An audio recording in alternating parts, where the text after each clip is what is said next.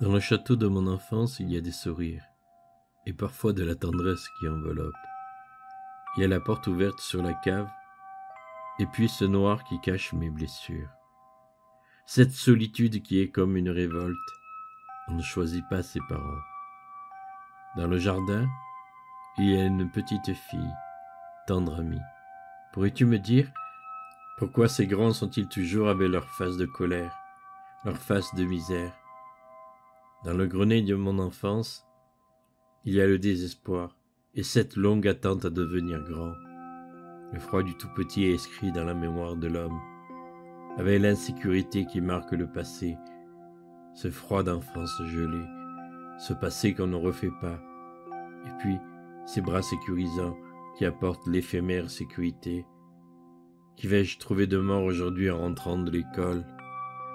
Et cette vaisselle qu'on casse, et cette enfance qui se brise, et cette solitude pour se reconstituer, cette solitude à faire éclater, cette solitude qui rend les rapports avec les autres si difficiles. Que faut-il faire pour que toi et moi ce soit la même chose? On naît et l'on meurt seul.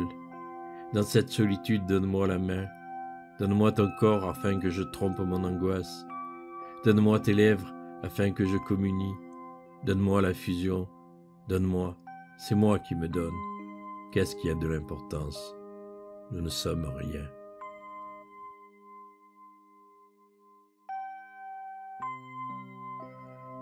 Je vous salue Marie, pleine de grâce. L'enfant récitait sa prière. Je vous salue Marie, pleine de grâce. Il s'efforçait de n'être que cette prière. Je vous salue Marie, pleine de grâce. Pendant ce temps-là, ses parents se battaient. Ils criaient, s'insultaient. Je vous salue Marie, pleine de grâce. Des larmes sur les joues de l'enfant coulaient. Je vous salue Marie, pleine de grâce. On lui avait appris qu'en ce moment-là, il fallait prier. Je vous salue Marie, pleine de grâce. Les parents se turent. À travers les murs, ils avaient entendu et avaient honte d'eux-mêmes.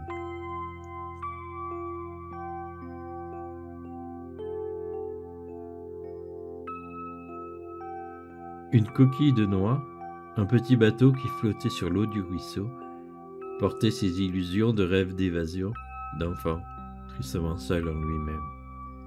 Je regardais l'enfant triste, il souriait, puis il a ri. Je regardais ses yeux, derrière, il y avait la marée. Elle emportait les débris de ce qu'il y aurait pu être et ne sera jamais. Pourquoi cries-tu, papa?